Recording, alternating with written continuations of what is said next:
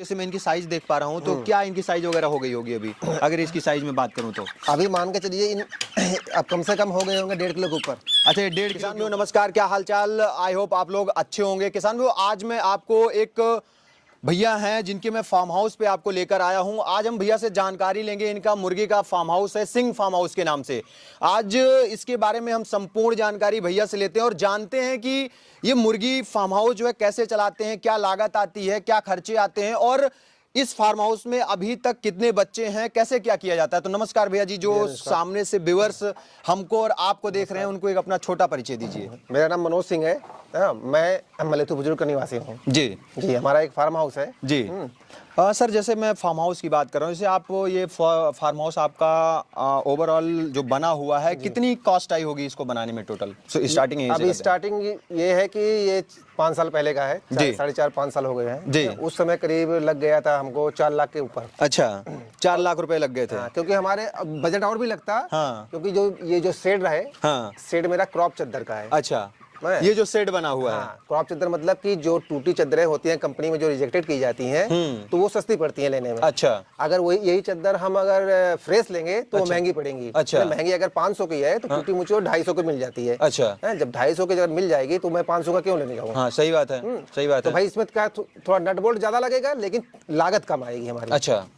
अच्छा, मैं अगर बात करूं 5 साल पहले बना होगा तो लागत थोड़ा कम आई होगी इसकी, लेकिन अगर मैं ओवरऑल बात करूं यहाँ से वहां तक, मुझे काफी बच्चे जो दिख रहे हैं, कितने मतलब कितनी कैपेसिटी है इसकी? कैपेसिटी जैसे ये मान के चलिए कि 4000 स्क्वायर फीट है।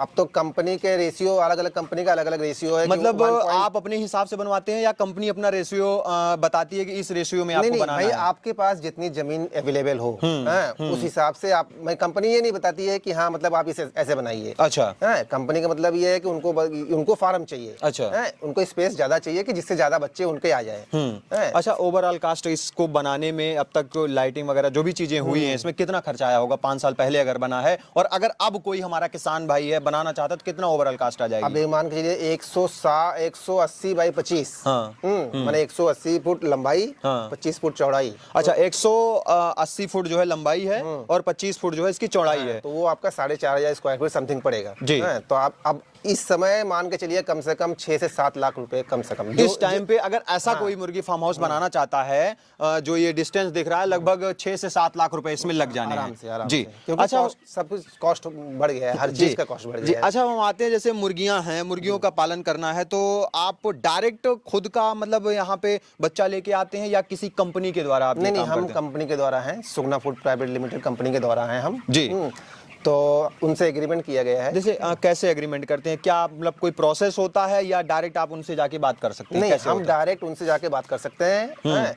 वहाँ बात करने में क्या होता है कि हमको ये बताना पड़ता है कि हमारा एक फार्म हाउस है जी। हम आपकी कंपनी से अटैच होना चाहते हैं जी। आप मुझे फीड, चिक्स, मेडिसिन जो कुछ हो प्रोवाइड करवाइए जी।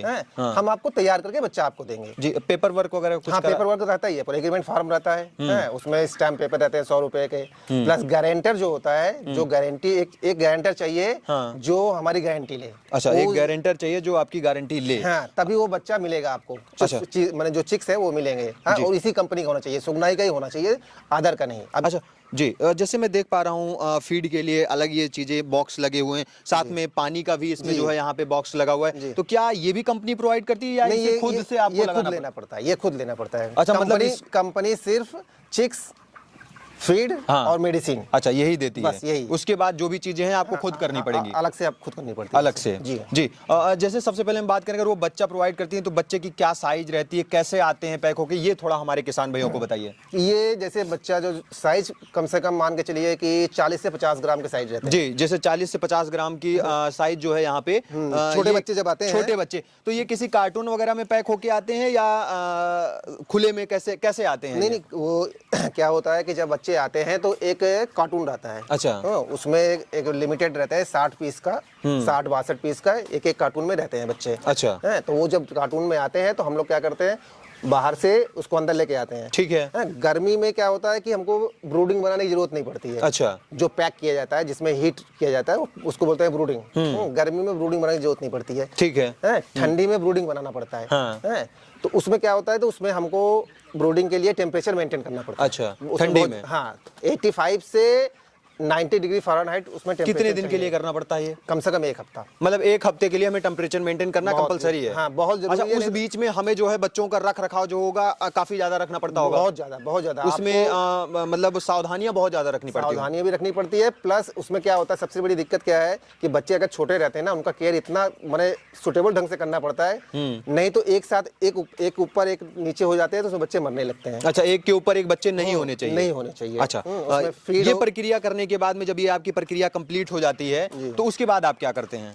अब ये प्रक्रिया कंप्लीट होने के बाद जैसे जितने एरिया में वो बच्चे रहते हैं, इसके बाद उस एरिया को धीरे धीरे बढ़ाया जाता है। अच्छा, थोड़ा थोड़ा करके आप बढ़ाते हैं? हाँ, थोड़ा बढ़ाते हैं। इसके बाद उनको टेम्परेचर धीरे धीरे थोड़ा कम करने लगते कम करते हैं। जैसे 85-90 चाहिए था, तो अब धीरे धीरे उसमें क्या होता है, हम लोग उसको रात में जो उसकी पल्लियां होती हैं उसको हल्का सा खोल देते हैं, जिससे थोड़ा बॉडी टेम्परेचर आराम से मैच हो जाए, इस हिसाब से रहता है। अच्छा, अच्छा, जैसे बच्चा आते हैं अभी ओवरऑल बच्चे यहाँ पे जो मुझे इतने सारे दिख रहे हैं यहाँ से, कितने बच्चे होंगे लगभग इसमें? ये 3200 बच्चे हैं। अच्छा, टोटल जो है इस फार्म में अभी 3200 बच्चे हैं। 3200 बच्चे हैं। और टोटल अगर जैसे मान लीजिए आप बच्चा लेके आते हैं, जिस डेट से आप बच्चा लेके आते हैं उसी डेट से काउंटिंग शुरू हो जाती है? कितने डेट तक रखना पड़ता है? कितने दिन में ये बच्चे तैयार हो जाते हैं आपके? अब 40 दिन में बच्चे तैयार करते हैं। अच्छा, 40 दिन में जो है ये बच्चे जो है तैयार हो जाते हैं। अच्छा, मैं अगर इनकी बात करूं, जैसे मैं इनकी साइज देख पा रहा हूं, तो क्या इनकी साइज वगैरह हो गई होगी अभी? अगर इसकी साइज में बात करूं तो अभी मान के चलिए अब कम से कम हो गए होंगे 1.5 किलो के ऊपर। अच्छा, 1.5 किलो के ऊपर है। कितने दिन का बच्चा होगा लगभग ये? आज है 31 दिन। अच्छा, 31 दिन का, मतलब यानी 9 दिन के बाद इनकी हार्वेस्टिंग यानी यहाँ से माल निकलना शुरू हो जाएगा यहाँ से। अच्छा, अगर मैं बात करूं जैसे रोग वगैरह आती होंगी, काफी जो है समस्याओं का वो करना पड़ता होगा, सामना करना पड़ता होगा आपको। जैसे मान लीजिए सपोज किसी बच्चे में ये बच्चा है, इसमें रोग लगी, तो कैसे आपको पता चलता है? कोई इनके डॉक्टर वगैरह आते हैं या आप खुद ही जानकारी? नहीं, हमारे एक सुपरवाइजर हैं, जो कंपनी के सुपरवाइजर होते हैं, जो डेली आते हैं। उनका काम रहता है डेली आके सर्व करना। अच्छा, डेली आके सर्व करना कि क्या कोई बच्चे में कुछ प्रॉब्लम है या क्या दिक्कत आ रही है। अगर कोई मोर्टेलिटी हुई है तो उसको वो फाड़ के देखते हैं कि मोर्टेलिटी किस लिए हुई है। अच्छा, उसको चेक करते हैं? उसको चेक करते हैं कि उसमें प्रॉब्लम क्या हो सकता है, क्या नहीं है। अच्छा जी, तो सपोज मेरा एक क्वेश्चन रहा है, मान लीजिए कोई फार्म हाउस चला रहा है, नया बंदा है और अचानक से उसके फार्म हाउस में काफी बच्चों में बीमारियां आ जाती हैं, तो कंपनी वगैरह की तरफ से कोई दिक्कत तो नहीं आती या क्या, कैसे करते हैं? नहीं, अगर कोई वायरल आ गया, वायरल आ गया तो कंपनी की तरफ से कोई दिक्कत नहीं होती है। वो सुपरवाइजर अपने आते हैं, वो मेडिसिन बताते हैं क्या किस हिसाब से क्या चलना है। अच्छा, अगर उनसे नहीं समझ में आ रहा है तो वहाँ से कंपनी से डॉक्टर भी आते हैं। अच्छा, मेडिसिन जो बताते हैं, मेडिसिन दे के जाते हैं या खुद परचेज करनी पड़ती है मेडिसिन? नहीं, कुछ मेडिसिन है जो बाहर से लेनी पड़ती है। अच्छा, कुछ मेडिसिन जो होती है हमें बाहर से लेनी है, कुछ मेडिसिन वो खुद देते हैं जो और कुछ नहीं, मतलब अधिकतर मेडिसिन कंपनी की मिलती है, प्लस जो एक्स्ट्रा लगता है उसको मुझे बाहर से लेना पड़ता है। अच्छा, जैसे मैं इसका फीड देख पा रहा हूँ, ये जो फीड आता है, इस फीड को जो है कंपनी ही प्रोवाइड करती है? कंपनी प्रोवाइड करती है जी। इसमें क्या क्या न्यूट्रिशन होते हैं आपके हिसाब से? इसमें तो मक्का होता है, मेन चीज तो मक्का ही रहता है। अच्छा, इसके बाद प्रोटीन रहता है। इसको जैसे हमारी कंपनी है, हर एक कंपनी का अलग अलग FCR के ऊपर डिपेंड करता है। अच्छा, जैसे कोई कंपनी है वो 1.53 का FCR लेके चलती है। अच्छा, कोई कंपनी है 60 का FCR लेके चलती है। अच्छा, कोई है 73 का चलती है जी। तो फीड के ऊपर डिपेंड करता है कि किस हिसाब से उनका फीड है और किस हिसाब से वो बच्चे तैयार करेंगे। अच्छा, किस हिसाब से तैयार करेंगे। अच्छा, 40 दिन में जो भी ओवरऑल कास्ट आ जाती है, सारी चीज तैयारी, कंपनी क्या कहती है कि उन्हें एक बच्चा कितने रुपए में तैयार करके देना है? अब कंपनी का जैसे अलग अलग कंपनी का अलग अलग रेशियो है। जैसे आपकी कंपनी, अब जैसे हमारी कंपनी है सुगना, तो ये रनिंग जीसी होती है इनकी। अच्छा, रनिंग जीसी मतलब क्या होता है कि आज अगर ये 40 है या 50 है या 60 है तो कल ये डाउन भी हो सकती है, अप भी हो सकती है। अच्छा, इनका जीसी का कोई मने एस्टेब्लिश नहीं होती है। और अदर कंपनी का कुछ कंपनी जो प्राइवेट है उनकी एस्टेब्लिश रहती है कि हमको इतने में 86 में चाहिए। अच्छा, तो हमारी अब सपोज दैन मान के चलिए कि अगर इस कंपनी में 80 रुपये मांग रहे हैं कि एक बच्चे को तैयार करने में 80 रुपये, कॉस्टिंग कार्ड 80 रुपए है। 80 रुपए। हाँ, सपोज दैट अभी तो रनिंग जीसी है, वहाँ तक क्लियर नहीं होता है। अब शाम को पता चलेगा रनिंग जीसी क्या है। तो 80 रुपए में सपोज दैट कि 80 रुपए में तैयार करके दो मुझे एक बच्चा, 40 दिन में 80 रुपए में 2 किलो के ऊपर होना चाहिए। तो टोटल फार्मिंग का पूरा श्रेय बॉडी वेट के ऊपर होता है। बॉडी वेट के ऊपर। अच्छा, जैसे मान के चलिए कि जो ये बताते हैं 80 रुपए में तैयार होना चाहिए, तो क्या वेट चाहते हैं कि एक बच्चे का वेट क्या होना चाहिए? अब 2 के ऊपर चाहिए उनको। 2 के ऊपर उनको चाहिए। अच्छा, ज्यादा हो जाए। जी। अच्छा, अगर मैं बात बात करूं तो ये जो आपको प्रॉफिट देते हैं, सपोज आप सारी मेहनत कर रहे हैं, देख रेख कर रहे हैं, पानी देना, सारी चीजें, आपको जो पर बच्चे पीछे प्रॉफिट मिलता है वो रुपए के हिसाब से मिलता होगा? हाँ, रुपए के हिसाब से क्या मिल जाता है? रुपए के हिसाब से मान के चलिए कि जैसे हमारी जीसी 80 रुपए है, तो 80 रुपए में 6 रुपए 80 पैसे या 6 रुपए 90 पैसे पर केजी। अच्छा, पर केजी आपको 6 रुपए 80 पैसे 90 पैसे ऐसे मिलेगा? ऐसे पर केजी, अगर हम उतने में तैयार कर दिए तो। अच्छा, अगर उससे पहले जैसे मान के जैसे 80 रुपीज है, अगर हम 78 में तैयार कर दिए, हाँ, वो भी आपका 2 रुपए तो आप ही प्लस 1 रुपीज मेरे को एक्स्ट्रा हो जाएगा। 50 पैसे पर केजी बढ़ा देंगे। और मान के चलिए हमको 80 में चाहिए, हम 82 में तैयार किए, तो वो माइनस हो जाएगा मेरा। अच्छा, मतलब आप ही से लेस हो जाएगा? हाँ, हम ही से लेस हो जाएगा, मतलब मेंटेन आप ही को करना है, क्योंकि भाई उनके कॉस्टिंग ज्यादा बढ़ जाएगी ना जी। मेरी फीड उनका ज्यादा लगेगा, मेडिसिन ज्यादा लगेगा, तो फिर मैंने कॉस्ट बढ़ जाएगा, तो उसी में। अच्छा, आपका इसमें जो खर्चा, जैसे आप लेके आते हैं टेम्परेचर देने के लिए, भूसी हो गया, इसका जो चूल्हा बाहर से आप टेम्परेचर देते हैं, ये कॉस्ट आपका खुद का होता है या कंपनी? नहीं, अपना खुद का होता है। फीडिंग देती है? हाँ, फीड, चिक्स और मेडिसिन। अच्छा, जैसे इनके वीट निकलते हैं आमतौर पे आजकल जो लोग ऑर्गेनिक खेती कर रहे हैं या जो हाईटेक खेती कर रहे हैं, वो इनके जो है वीट का बहुत ज्यादा प्रयोग कर रहे हैं, क्योंकि बहुत ज्यादा इसमें वो होता है, बहुत अच्छा प्रोटीन होता है ना, प्रोटीन होता है खेती के लिए। तो इसका भी कुछ आपको बेनिफिट मिल जाता है या आपको नहीं मिलता?